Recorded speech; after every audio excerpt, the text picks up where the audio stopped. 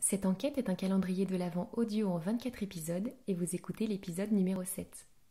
Si vous ne l'avez pas déjà fait, téléchargez et imprimez gratuitement le kit de l'enquête grâce au lien en commentaire.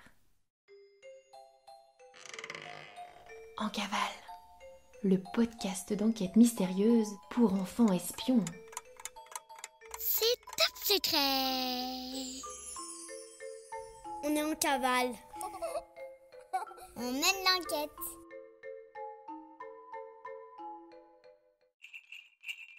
Belot-Grenet, les incroyables bonnets à grelots pour les lutins du monde entier. Belot-Grenet, sponsor officiel du podcast En cavale. L'agent Astro est maintenant sûre et certaine que c'est au lutin qu'on veut s'en prendre et pas au Père Noël. Mais pourquoi quelqu'un voudrait s'en prendre au lutin? Et dans quel but précis?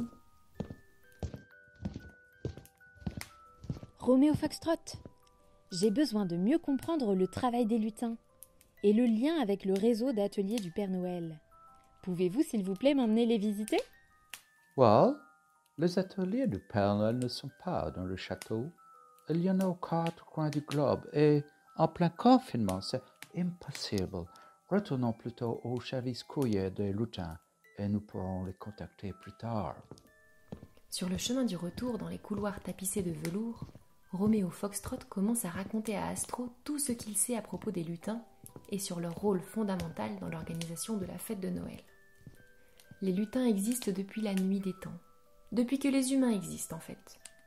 Bon, certains archéologues prétendent qu'il y en avait déjà quelques-uns au temps des dinosaures, mais c'est une information dure à vérifier. L'espèce des lutins va de pair avec l'espèce humaine. Seuls les lutins ont le pouvoir de connaître les rêves les plus fous des hommes avec un grand H, et donc de les réaliser. Et c'est grâce aux rêves des hommes que les lutins subsistent. Ils se nourrissent des espoirs des humains. Autrefois, il y avait autant de lutins que d'hommes sur la planète. Selon les pays, on les appelait farfadets, elfes, leprechauns ou encore gnomes. Malheureusement, avec le temps, les rêves des gens étaient de moins en moins fréquents et de moins en moins nombreux. Les gens ont commencé à pouvoir s'acheter tout ce qu'ils souhaitaient en un claquement de doigts, à consommer sans réfléchir. C'est comme cela qu'ils ont arrêté d'imaginer et même d'espérer. Alors, la population de lutins a commencé à diminuer, jusqu'à n'être plus que quelques centaines seulement. C'est terrible! Est-ce qu'ils vivent tous ici en Laponie avec le Père Noël maintenant?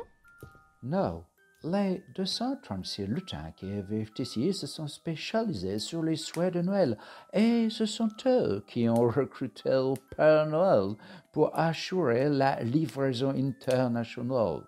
Maintenant, tout le monde connaît le Père Noël, mais au final, ce sont bien les lutins qui décident tout. Waouh! Alors là, je n'imaginais pas ça du tout. Astro et Foxtrot rejoignent le service courrier où maintenant les lutins sont installés en rang d'oignons, ça veut dire bien alignés, chacun dans un petit lit de camp. Foxtrot entraîne Astro en haut d'un majestueux escalier de marbre blanc, d'où ils peuvent avoir une vue dégagée sur tout le service courrier. Là-bas, vous voyez cette petite porte? C'est le coffre-fort des lutins, l'endroit où ils conservent toutes les lettres des enfants, mais aussi tous les souhaits des adultes, retranscrits sur des parchemins en fil d'or. Seul un lutin peut passer cette porte, qui est fermée par un sortilège ultra sécurisé. Et je ne me risquerai pas à l'intérieur. Personne ne sait si c'est une légende ou une réalité, mais il paraît qu'un énorme dragon garde le coffre. Astro redescend de l'escalier et se promène entre les lutins dormeurs pour tout observer et ne rater aucun détail. Elle est très impressionnée par une grande carte du monde affichée sur le plus grand mur, sur laquelle des petits points lumineux clignotent. Ce sont les différentes fabriques de cadeaux du Père Noël. Le bureau en cavale t'en a mis une copie dans ton dossier d'enquête, pour que tu puisses regarder de plus près. Si je comprends bien, agent Foxtrot, toutes les fabriques de jouets sont indiquées en rouge sur la carte car elles sont à l'arrêt, c'est ça? Yes, Sans lutin, nous n'avons aucune idée de ce qu'il faut préparer comme cadeau pour Noël et le temps presse. Oh, ça me rappelle qu'il faut que je réunisse le grand conseil des grands sages comme le Père Noël me l'a demandé. Je vous laisse, agent Astra. Dormez bien et à demain. Astro n'écoute Foxtrot que d'une oreille.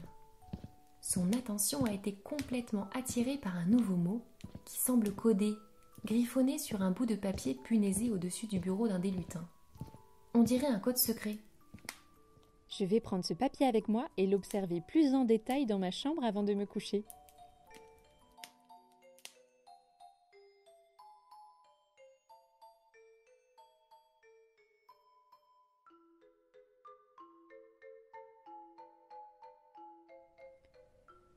J'ai trouvé un drôle de papier qui semble indiquer l'existence d'un langage codé. Je t'ai envoyé un outil très important dans ton dossier d'enquête, le décodeur du bureau en cavale. On appelle aussi cela une roue cryptographique dans le langage des espions. Comme son nom l'indique, c'est un objet d'espionnage indispensable pour décoder des messages. Si tu ne l'as pas déjà fait, il faut découper et monter ta roue cryptographique en suivant les consignes inscrites dans ton dossier d'enquête. Ensuite, entraîne-toi à comprendre la logique des mots codés sur les exemples qui te sont donnés. Puis essaye de coder le mot Noël pour t'exercer, et même ton prénom. Je pense que ça va bien nous aider pour la suite de l'enquête. À demain pour la suite de l'aventure.